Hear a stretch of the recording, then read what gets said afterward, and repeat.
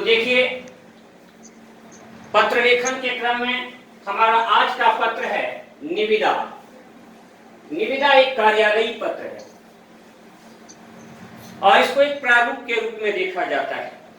जैसा कि मैंने बताया था आप लोगों को कि अर्थशास्त्रीय पत्र में उत्तम पुरुषवाचक शैली का प्रयोग होता है, लेकिन अब जो बाकी के चारों प्रकार के पत्र आपको पढ़ने हैं, निविदा, विज्ञप्ति, ज्ञापन और अधिसूचना, इन चारों में अन्य पुरुषवाचक शैली का प्रयोग होगा। उत्तम पुरुष और मध्यम पुरुष का प्रयोग कहीं नहीं होगा। तो निविदा क्या है, सबसे पहले हम ये जाने कि निविदा क्या है। ये निविदा यानी टेंडर। इससे मतलब है कि जब कोई सरकारी या गैर सरकारी, दोनों तरह के फॉर्म हैं,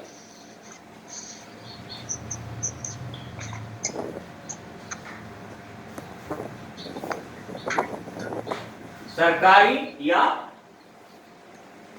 गैर सरकारी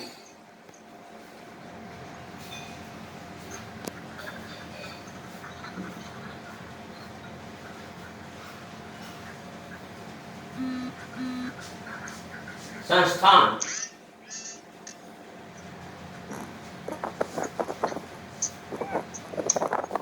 जब किसी निर्माण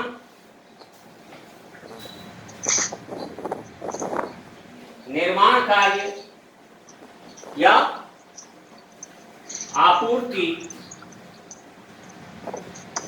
या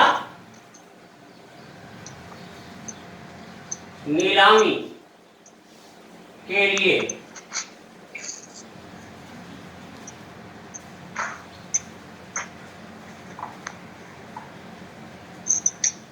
संबंधित क्षेत्र के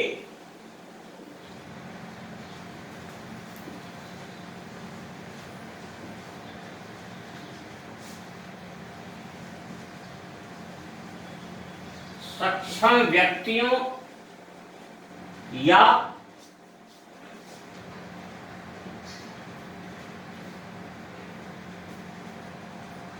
संस्थाओं से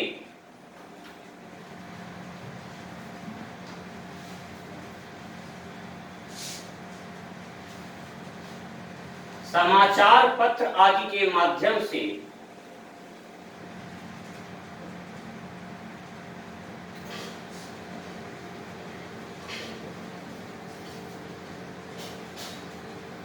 प्रस्ताव आमंत्रित करता है।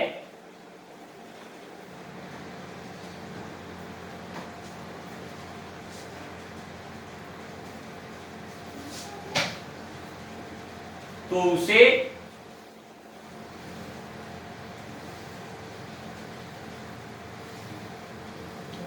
निविदा कहते हैं,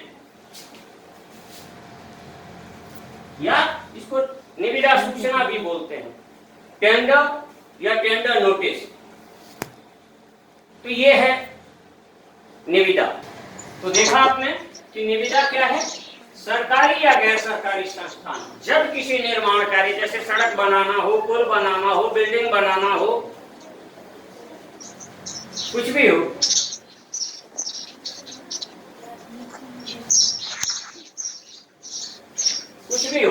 कार्य या कोई आपूर्ति, जैसे राजस्थान बोर्ड को परीक्षा के लिए कॉपियां चाहिए, चार्ट चाहिए, सूतली चाहिए, आपूर्ति इधर से उधर सामान ले जाने के लिए ट्रक वगैरह चाहिए, ट्रांसपोर्टेशन की सुविधा चाहिए, उसके लिए, या मान लीजिए पुराने वर्षों की कॉपियों की रद्दी नीलाम करनी हो, तो ये सारी स्थितियां हैं। इन सब के लिए संबंधित क्षेत्र के सक्षम व्यक्तियों या संस्थाओं, अब जैसे सड़क बनाना है तो ऐसी संस्था को या ऐसे व्यक्ति को आमंत्रित किया जाएगा जो कि सड़क बनाने में सक्षम है, जो इसका कार्य करने का अनुभवी है, उसको बुलाया जाता है। और चूंकि ये निविदाएं इसलिए डाली जाती हैं ताकि संस्थाओं को, चाहे सरकारी हो चाहे गैर सरकारी हो, उन पर किसी प्रकार के पक्षपात का आरोप नहीं लगे। जैसा कि आपने देखा था कि कोल माइंस को बगैर नीलामी के पहले अलॉट कर दिया जाता था, या स्पेक्ट्रम घोटाले की बात आई थी तो पहले बगैर नीलामी के अलॉट कर दिया जाता था, पर जब उस पर शंकाएं उठी, कई लोगों को अभियुक्त बनाया गया, तो फिर अब जब पारदर्शिता के साथ होने लगी तो आमदनी कई गुना बढ़ गई और किसी पर कोई आक्षेप भी नहीं लग रहा है। तो ऐसी स्थितियों के लिए ये निविदा जरूरी होती है। खैर, तो आपने देख लिया कि निविदा क्या है। एक बार आप इसका स्क्रीनशॉट ले लें तो ज्यादा अच्छा रहेगा, फिर मैं आगे बढ़ूं। सर ब्लर आ रहा है। अब हम देखें कि निविदा के लिए क्या क्या जरूरी शर्तें हैं, निविदा में क्या क्या चीजें होती हैं। जैसे कि मैंने बताया था अर्थशास्त्रीय पत्रों में क्या क्या चीजें होती हैं, वैसे भी यहाँ हम देखेंगे कि निविदा में क्या क्या चीजें होती हैं। तो इसके लिए निविदा के लिए जो जरूरी चीजें हैं, इसका जो फॉर्मेट होता है वो किस प्रकार का होगा, उसको हम देखेंगे सबसे पहले, फिर उसके बाद एक आध नमूना देखेंगे।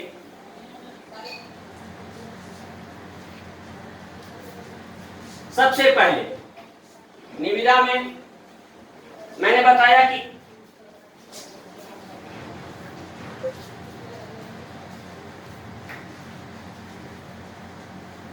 निविदा की भाषा शैली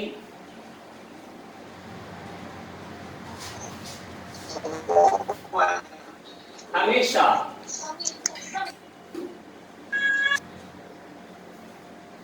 अन्य पुरुषवाचक होगी।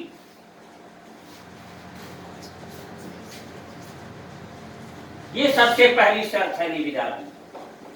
अब निविदा प्रपत्र का प्रारूप कैसे तैयार होगा? नंबर 1,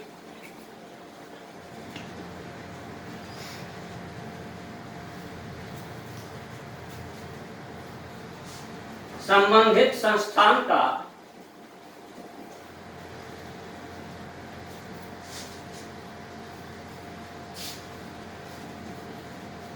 मुद्रित पत्र पृष्ठ,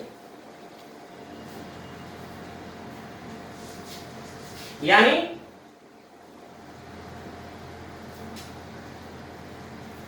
लेटर पैड। दूसरी बात, पत्रांक। तीसरा, दिनांक। पत्रांक जो होगा वो इसमें कहां होगा? बाईं ओर होगा। दिनांक दाहिनी ओर। चौथा,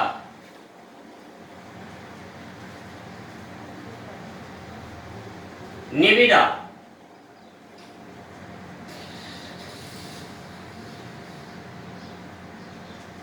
शीर्षक के रूप में बीच में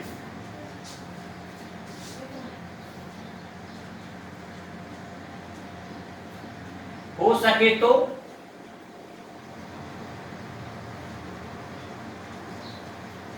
निविदा संख्या के साथ डालना है हमें। 5,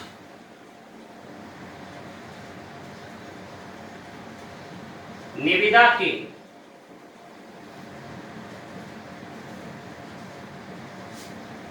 प्रस्तावित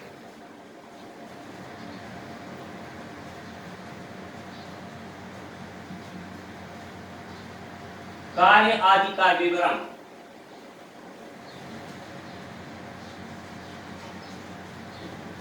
और छठा,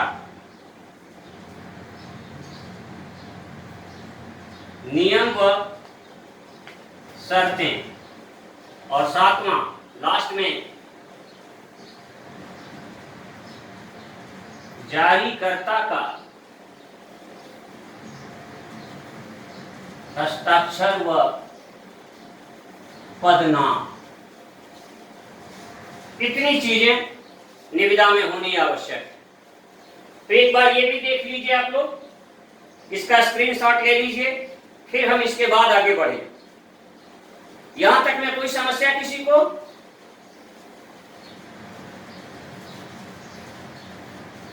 आप सुन पा रहे हैं मेरी बात? सर ब्लर आ रहा है।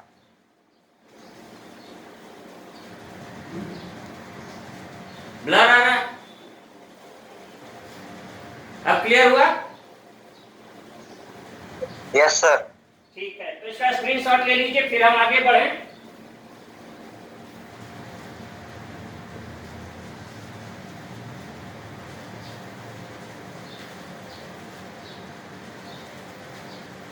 ठीक है, देखते हैं आगे। अब एक प्रश्न हम लिखते हैं।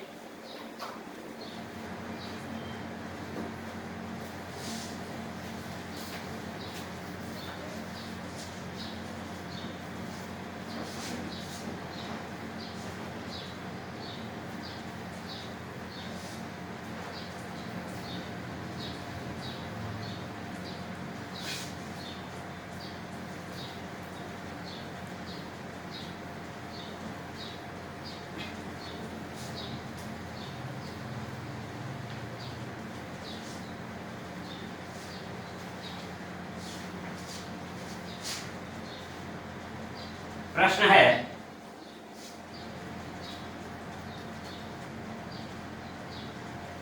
अधीक्षण अभियंता,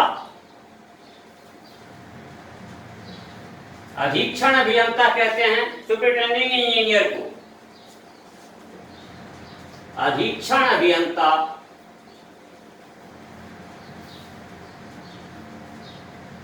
लोक निर्माण विभाग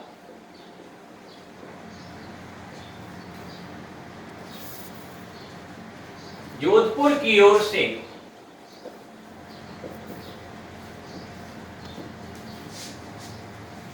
कुछ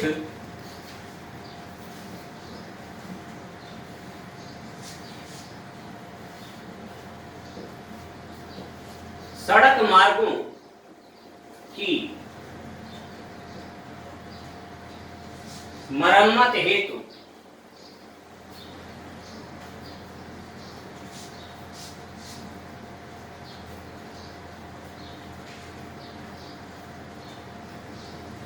जारी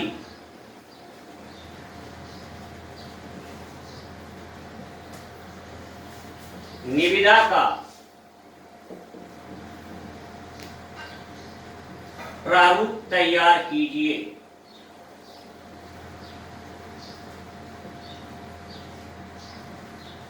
ध्यान रहे कि वैसे तो ये लेटर यानी पत्र के क्रम में ही आता है, लेकिन निविदा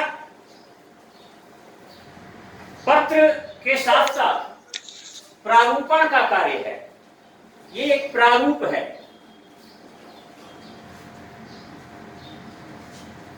इसका एक निश्चित फॉर्मेट होता है, उस निश्चित फॉर्मेट में ही हमें चलना है। तो टिप्पण एवं प्रारूपण, नोटिंग एंड ड्राफ्टिंग, तो हमें इसका एक ड्राफ्ट तैयार करना है कि कैसे निविदा तैयार होगी। प्रश्न आपने देख लिया, जारीकर्ता कौन है? अधीक्षण अभियंता। किसका? लोक निर्माण विभाग, सुपरिटेंडिंग इंजीनियर लोक निर्माण विभाग यानी पीडब्ल्यूडी जोधपुर का। और ये क्या काम चाह रहा है? कुछ सड़क मार्गों की मरम्मत चाह रहा है, इसके लिए निविदा आमंत्रित कर रहा है। तो इसके लिए क्या करना होगा, इसको हम आगे देखते हैं।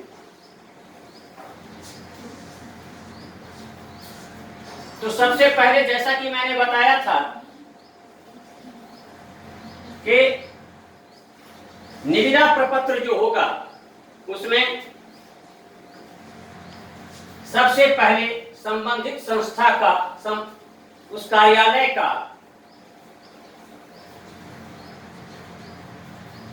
प्रिंटेड लेटर पैड होगा। तो आप कहेंगे सर हम लेटर पैड कैसे बनाएं? बहुत आसान है आपके लिए लेटर पैड बनाना। पेज में सबसे ऊपर आपको लिखना है बीचों बीच में कार्यालय, उसके नीचे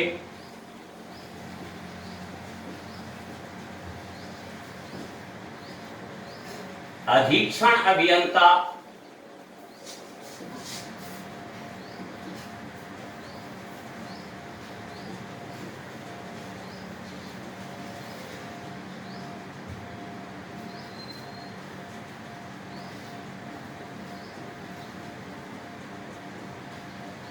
लोक निर्माण विभाग, जोधपुर, राजस्थान।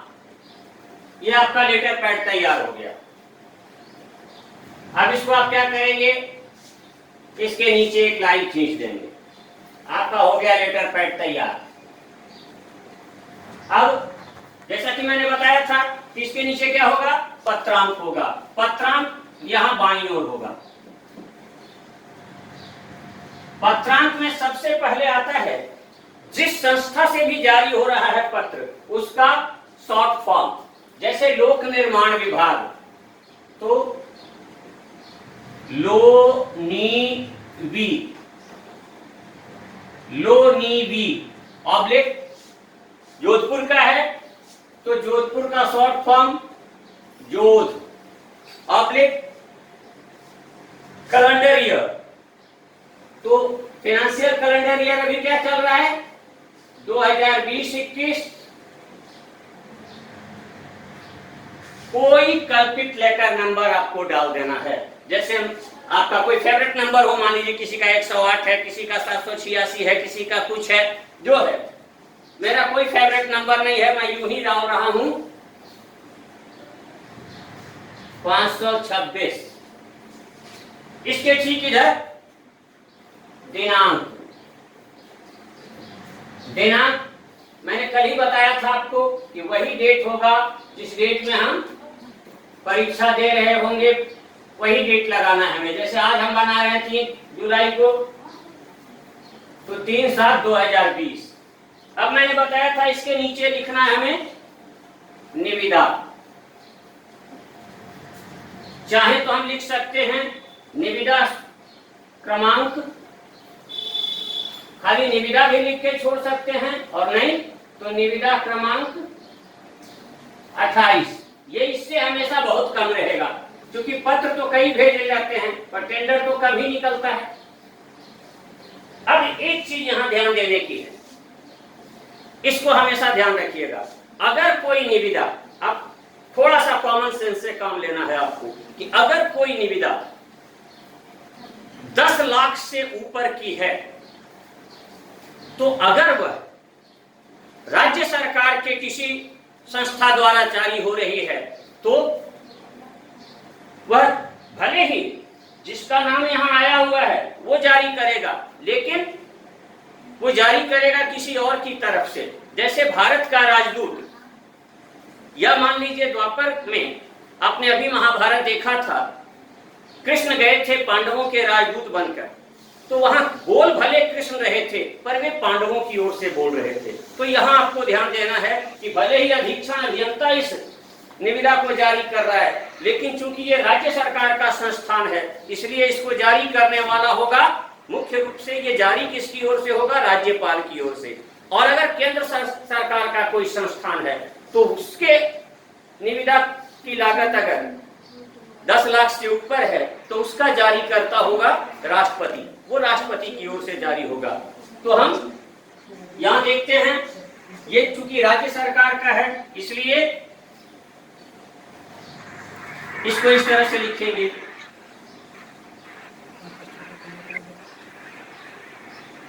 महामहिम राज्यपाल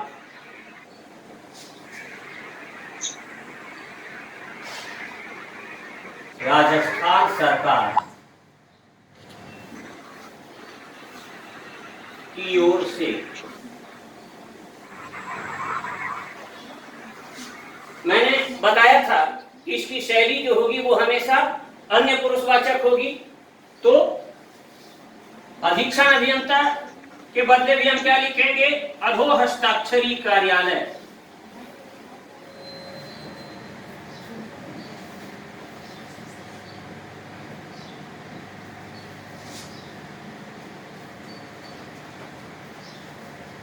कुछ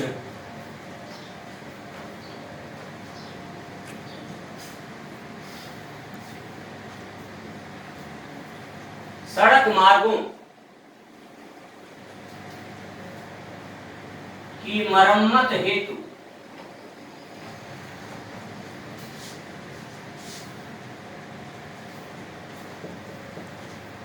विभाग द्वारा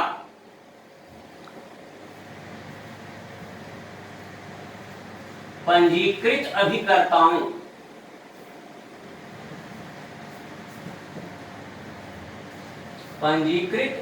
अभिकर्ताओं से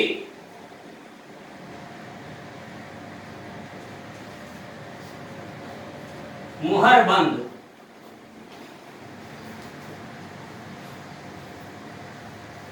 निविदाएं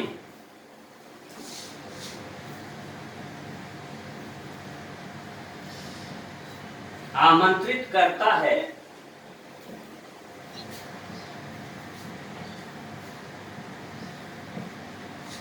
जिनका विवरण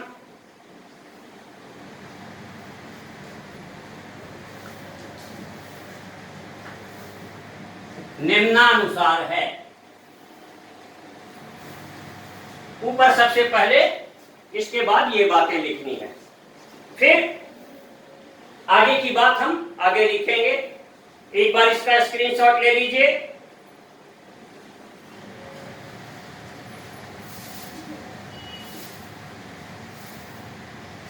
क्योंकि इसे मिटाना पड़ेगा आगे लिखने के लिए। ले लिया सर। ले लिया? Yes sir. ठीक है, यस सर। आगे बढ़े हम लोग। हाँ?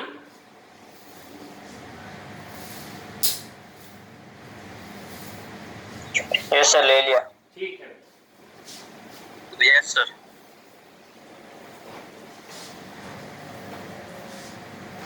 वैसे मैं इन सब का YouTube भी तैयार कर रहा हूं, तो अगर किसी का कुछ छूट जाए तो आगे YouTube डालूंगा, उससे आप कवर कर सकते हो।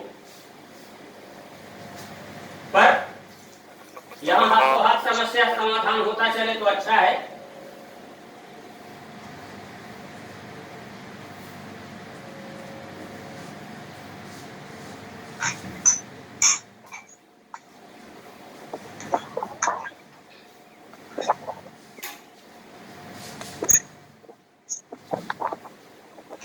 तो आगे हमने खत्म किया था कहां से? जिनका विवरण निम्नानुसार है। अब उसका विवरण हम कैसे देंगे? सबसे पहले चूंकि कुछ सड़क मार्गों की बात है, तो कुछ सड़क मार्गों की बात है, यानी एक से अधिक सड़क मार्ग होना चाहिए। तो इसके लिए हम एक फॉर्मेट बनाएंगे सबसे पहले। तो यहां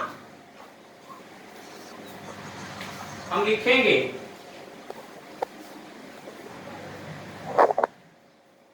निविदा का स्वरूप या निविदा के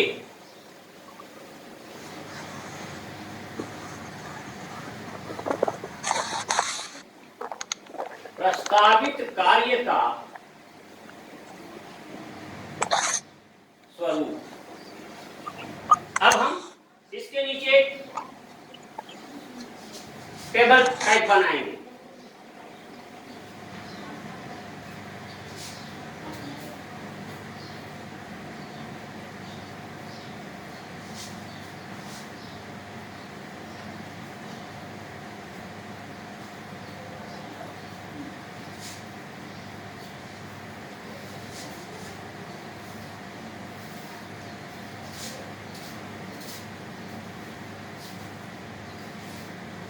एक तो क्रम संख्या,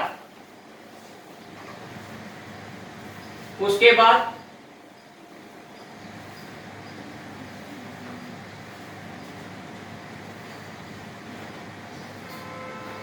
प्रस्तावित कार्य, इसके बाद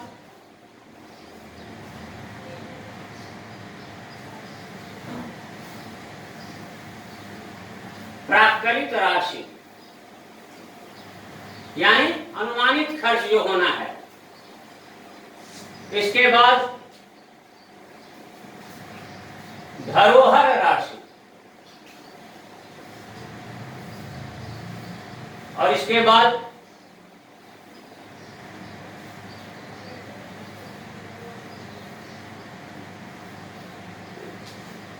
कार्य की अवधि, यानी कितने दिनों में कार्य पूरा होगा, कार्य की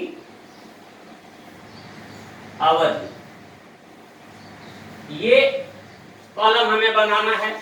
अब इसमें सबसे पहले लिखेंगे पहला कार्य,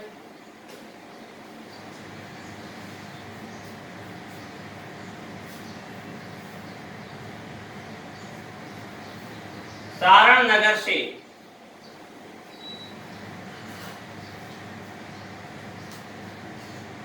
बीसलपुर तक की सड़क की मरम्मत। मान लीजिए इसका अनुमानित लागत है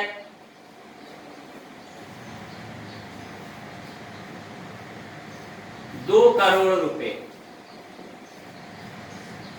अब धरोहर राशि इसलिए ली जाती है कि मान लीजिए आपको टेंडर दे दिया गया, किसी फर्म को ठेका दे दिया गया और उसने सही तरीके से काम नहीं करवाया या ठेका लेके बैठ गया, तो धरोहर राशि जब्त की जा सके, इसके लिए उसे सिक्योरिटी मनी जमा कराई जाती है। तो ये अमूमन जो टोटल प्राकृतिक राशि होती है इसका लगभग 5% होता है, यानी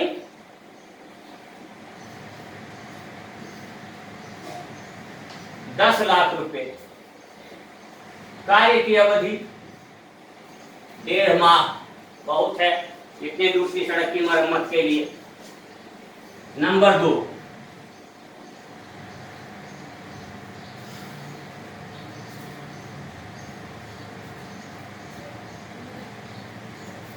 डांगियावास से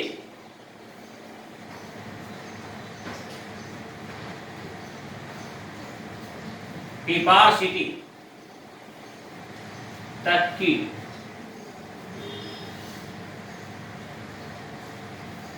सड़क की मरम्मत।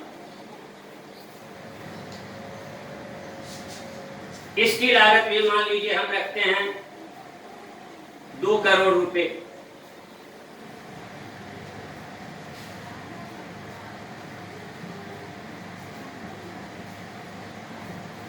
तो यहां भी ये हो जाता है 10 लाख रुपए।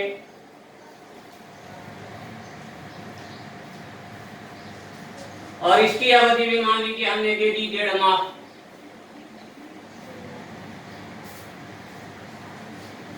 तो ये आपका प्रारूप तैयार हो गया। 2 बहुत है। अब इसके नीचे हम लिखेंगे नियम व शर्तें। इसको समझ लीजिए अच्छी तरह से, इसका स्क्रीनशॉट ले लीजिए, फिर आगे बढ़ते हैं फटाफट। समय बहुत कम है, जल्दी कीजिए।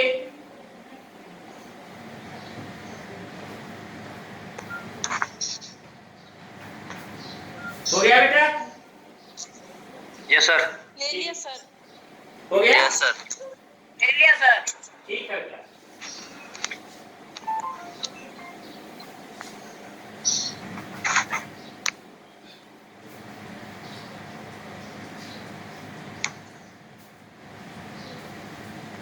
ले लिया सर स्क्रीनशॉट।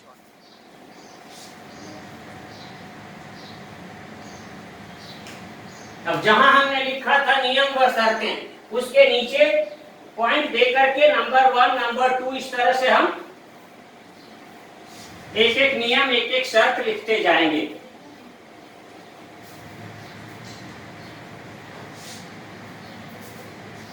नंबर 1, सिर्फ विभाग द्वारा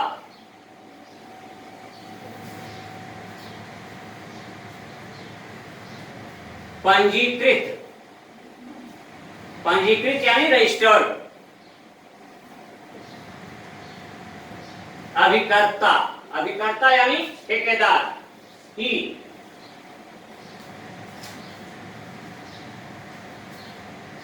निविदा के पात्र होंगे।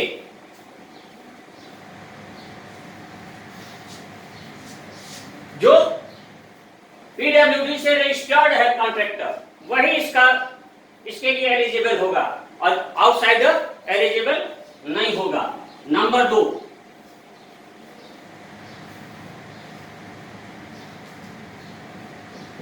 दिनांक 6/7/2020 से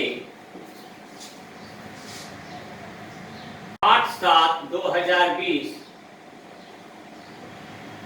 तक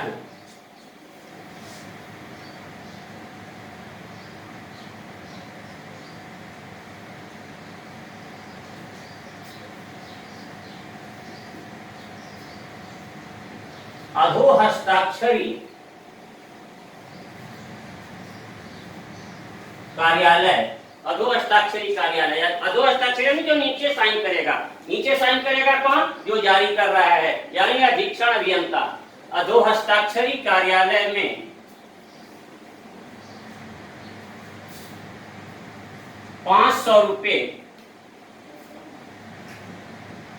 जमा करवाकर 500 रुपये जमा करवाकर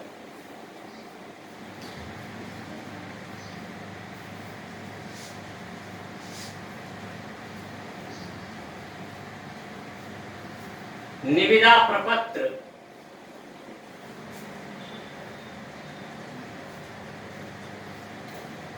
प्राप्त किया जा सकेगा।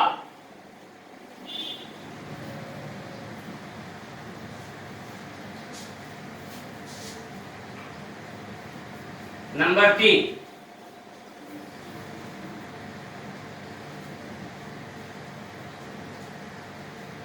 पूर्ण रूप से भरी हुई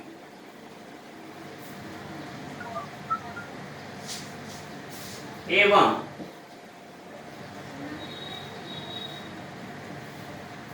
मुहरबंद निविदाएं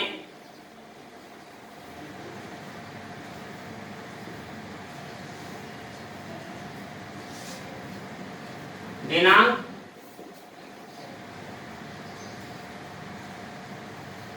9/7/2020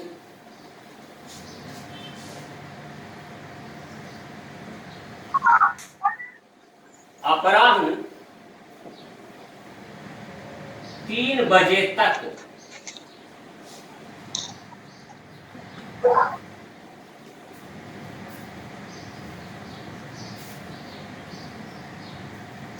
अधोहस्ताक्षरी कार्यालय में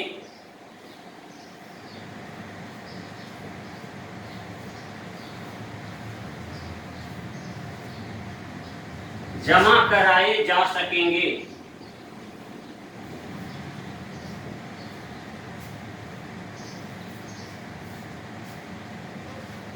तथा उसी दिन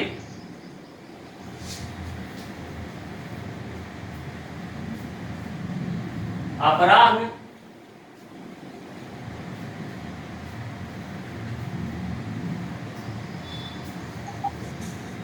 4 बजे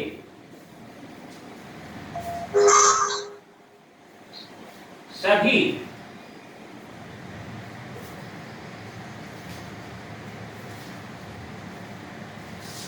निविदा दाताओं के समक्ष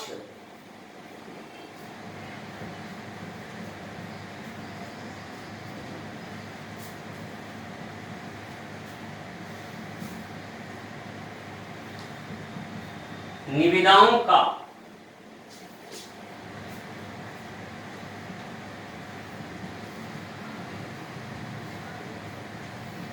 नियमानुसार निस्तारण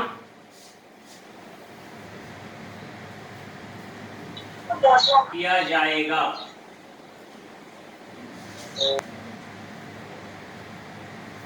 नंबर 4,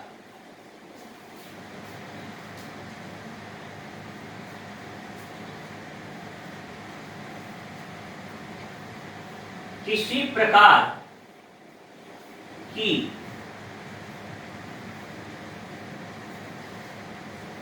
अनियमितता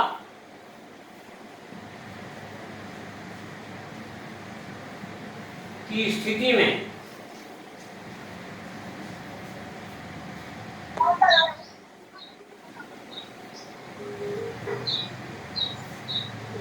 निविदा रद्द कर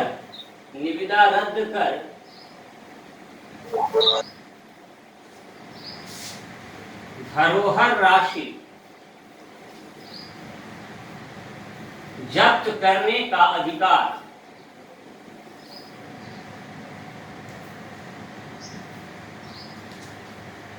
अधोहस्ताक्षरी को होगा।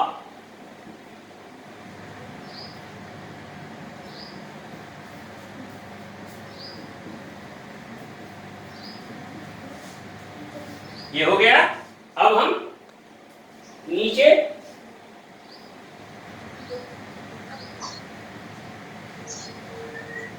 हस्ताक्षर अस्पष्ट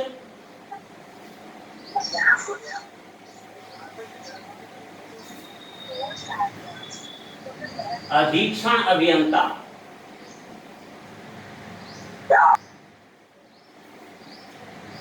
हस्ताक्षर अस्पष्ट अधीक्षण अभियंता। ऊपर विभाग में अगर नीचे लिखने की जरूरत नहीं है, क्योंकि पूरा लेटर पैड है इसलिए, और कोई आवश्यकता नहीं है। तो ये आपका ये तैयार हो गया। इसके अलावा कई प्रकार से लिखे जा सकते हैं। मैंने ये विस्तृत रूप वाला लिखवा दिया है आपको। आगे समय मिलेगा तो कोई शॉर्ट निविदा भी लिखवा दूंगा, जहां जैसा पूछा जाए उस हिसाब से काम करना है। तो आज के लिए यहीं तक, कल फिर मिलेंगे नए टॉपिक के साथ। धन्यवाद।